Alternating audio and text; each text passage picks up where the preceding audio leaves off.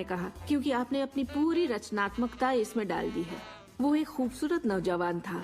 उसके चारों ओर एक्ट्रेसेस होती थी क्योंकि वो ऐसे ही पेशे में था, मगर उसकी जिंदगी में रोमांस नहीं था। मैंने पूछा, आप क्या चाहते हैं? मैं हफ्ते में 3 लड़कियों को डेट करना चाहता हूँ। ठीक है, अपने साथ 3 लड़कियों को पेंट करिए और उन्हें हर कोने में लगा दीजिए।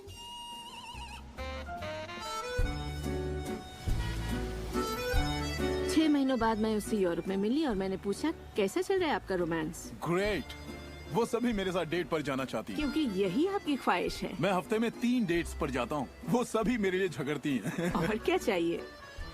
अब मैं लाइफ में सेटल होना चाहता हूँ। मैं शादी करना चाहता हूँ और सिर्फ उसी से रोमांस। तो पेंट करिए, ठीक है? और उसने एक खूबसूरत रोमानी रिश्ते की तस्वीर बनाई और 1 साल बाद उसने शादी कर ली। आज वो बेहद खुश है।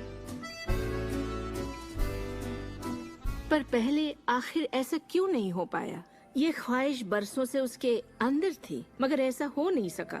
उसकी ख्वाहिश सच नहीं हो पाई क्योंकि उसके बाहरी माहौल में, यानी उसके घर में और उसकी ख्वाहिशों के बीच हमेशा एक विरोधाभास रहता था और यही अड़चन थी। अब आप भी ये रहस्य जान गए हैं तो आजमाना शुरू कीजिए। आपके रिश्तों में आपको पहले ये समझना जरूरी है कि रिश्ते में शामिल कौन हो रहा है। अपने साथी को नहीं, बल्कि अपने आप को समझना होगा। आप किसी दूसरे से कैसे उम्मीद करेंगे कि उसे आपकी संगत अच्छी लगेगी जब आपको खुद की संगत अच्छी नहीं लगती? तो आकर्षण का सिद्धांत या रहस्य इसी बात को अपनी जिंदगी में लाने के बारे में है। इसे आप अच्छी तरह से समझ लीजिए। एक सवाल है जिस पर आप गौर फरमाएं कि आप अपने आप से वैसा ही बर्ताव करते हैं जैसा आप दूसरों से अपने लिए उम्मीद करते हैं।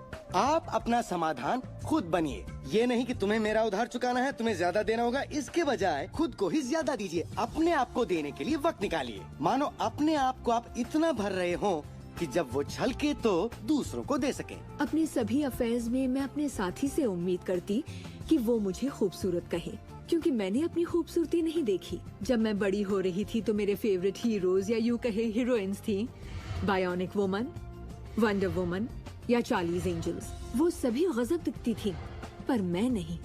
तब तक नहीं जब तक मैं खुद को पसंद ना करने लगी। मेरा रंग, मेरा चेहरा, मेरी नजाकत, मेरे घुंघराले बाल।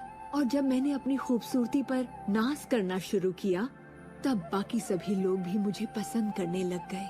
आपके अंदर एक जबरदस्त खासियत है। पिछले 44 वर्षों से मैं खुद को परख रहा हूँ। मैं खुद को चूमना चाहता हूँ।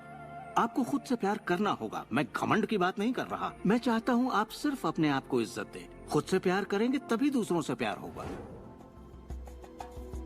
रिश्तों में हम दूसरों के बारे में शिकायत करने के आदी हो जाते हैं। दफ्तर में लोगों के साथ काम करना मुश्किल है। मेरे पति मुझे पागल कर देते हैं। मेरे बच्चे बेहद आलसी हैं।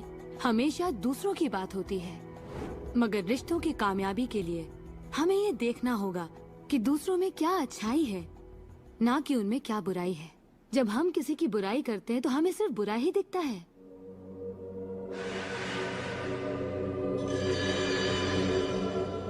आपके रिश्तों में भले ही कितनी भी कड़वाहट हो, आपस में न बनती हो, रोज रोज झगड़े होते हो, तुम क्या समझते हो अपने आप को? जो करना है कर लो, जाओ। उन रिश्तों को भी आप ठीक कर सकते हैं। बस एक कागज लीजिए और अगले 30 दिनों तक रोज उस शख्स के बारे में वो सारी बातें लिखिए जो आपको अच्छी लगती हैं। उन कारणों के बारे में सोचिए कि आप उससे क्यों प्यार करते हैं। आपको उसका मजाक करना पसंद है, उसका मदद करना पसंद है, और आप पाएंगे कि आपको उसकी खूबियाँ बेहद पसंद हैं और आप उसकी तारीफ करेंगे तो बदले में आपको भी वही मिलेगा और प्रॉब्लम हवा हो जाएंगी। हम दूसरे लोगों को काबू में नहीं कर सकते, चाहे जितनी भी कोशिश कर लें। मान लीजिए आपके घर कोई आता है जिसका मूड बिगड़ा हुआ है और आपका मूड बहुत अच्छा है, तो आप खुद को कहीं और पाएंगे अपनी ही खुशनुमा दुनिया में। आकर्षण के सिद्धांत के जरिए अपनी खुशी हम खुद पा लेते हैं।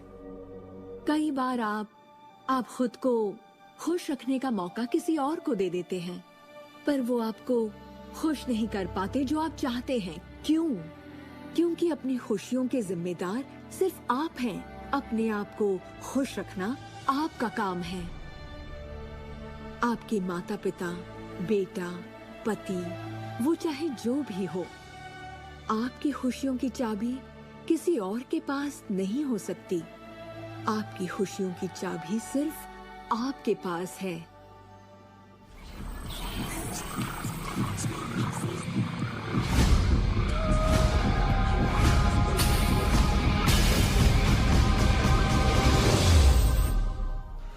ये जान लेना जरूरी है कि हमारा शरीर वास्तव में हमारे विचारों का परिणाम है।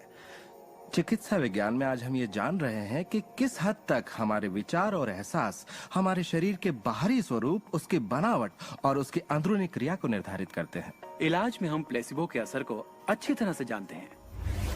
प्लेसिबो एक ऐसी चीज है जिसमें शरीर पर किसी भी दवा का कोई असर नहीं पड़ता, जैसे कि मीठी गोली या कुछ और। आप मरीज से कहते हैं कि ये दवा भी बहुत असरदार है, और होता यह है कि प्लेसिबो भी उतनी ही असरदार साबित होती है जितनी कि वो दवाई जो बीमारी के लिए दी जाती है। तो हमने ये जाना कि इलाज में इंसानी दिमाग का बहुत बड़ा हाथ है, कभी कभार दवाइयों से भी बड़ा।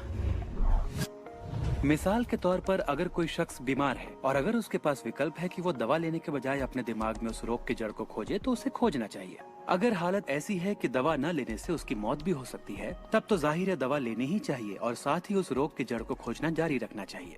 दवा को नकारना नहीं चाहिए। हर तरह के इलाज की अपनी एक जगह है। ये सृष्टि सुख, समृद्धि, स्वास्थ्य और अच्छे एहसास की बेहतरीन रचना है। जब आप खुले दिल से सृष्टि की समृद्धि को महसूस करते हैं, तब आप खुशी और आनंद की सुखद अनुभूति करेंगे। उन सभी चीजों का आनंद उठाएंगे जो सृष्टि ने आपके लिए बनाई हैं। दौलत, अच्छी सेहत, अच्छा स्वभाव। पर जब आप बुरे विचारों से घिर जाते हैं, तब आपको तकलीफ का एहसास होता है, दर्द होता है, पीड़ा होती है। आप महसूस करेंगे एक एक दिन कितना तकलीफदेह होता है। लाइलाज बीमारी यानी कि टर्मिनल डिजीज पर गौर फरमाएं। डिस इसका मतलब हुआ एक ऐसा शरीर जो तकलीफ में है। हमारे पास चारों ओर हजारों बीमारियां और उनके लक्षण हैं। ये सिर्फ एक कमजोर कड़ी है। ये सारे के सारे एक ही बात के नतीजे हैं, वो है तनाव। जब आप किसी जंजीर पे तनाव डालते हैं, किसी प्रणाली पे तनाव डालते हैं, तो वो कड़ी टूट जाती है। हमारा शरीर दर्शाता है कि ये रोग हमने ही पैदा किए हैं, ये बताने के लिए कि हमारे नजरिए में असंतुलन है, हम एहसानमंद नहीं हैं। तो शरीर के रोगों के लक्षण हमारे लिए इतने बुरे भी नहीं होते। एक सवाल बार बार पूछा जाता है कि जब इंसान के शरीर में कोई बीमारी या जिंदगी में कोई किसी तरह की तकलीफ हो जाए, तो क्या विचार शक्ति से उसे ठीक किया जा सकता है? इसका जवाब है हाँ। 23 नवंबर को मुझे बताया गया कि मुझे स्तन कैंसर हो गया है। अपनी आस्था के जरिए अपने दिल में मैंने ये मान लिया था कि मैं ठीक हो चुकी हूँ। दिन के दौरान हर वक्त मैं कहा करती, मुझे ठीक करने का शुक्रिया। इसे दोहराती रहती, मुझे ठीक करने का शुक्रिया। मुझे पूरा भरोसा हो गया था कि मैं ठीक हो चुकी हूँ। मैंने मान लिया था कि कैंसर मेरे शरीर में था ही नहीं। खुद को ठीक करने के लिए मैं हंसी मजाक कॉमेडी वाली फिल्में देखा करती थी। हम लोग बैठकर बस हंसा करते थे। अपनी जिंदगी में तनाव लाने का सवाल ही नहीं था, क्योंकि हम जानते थे कि जब आप अपने आप को ठीक कर रहे हो, तब तनाव कितना भयानक हो सकता है। नवंबर 23 को मुझे पता चला था कि मुझे कैंसर है, और उसे ठीक होने में मुझे सिर्फ 2.5 से 3 महीने ही लगे, और वो भी बगैर रेडिएशन और कीमोथेरेपी के। हमारे शरीर में एक बुनियादी गुण है जिससे शरीर अपना इलाज खुद करता है। आपको घाव हुआ है, वो अपने आप ठीक हो जाएगा। आपको बैक्टीरिया से इन्फेक्शन हुआ है, तो इम्यून सिस्टम उस बैक्टीरिया को खत्म करके उसे ठीक कर देगी। हमारी इम्यून सिस्टम इसी काम के लिए बनी है।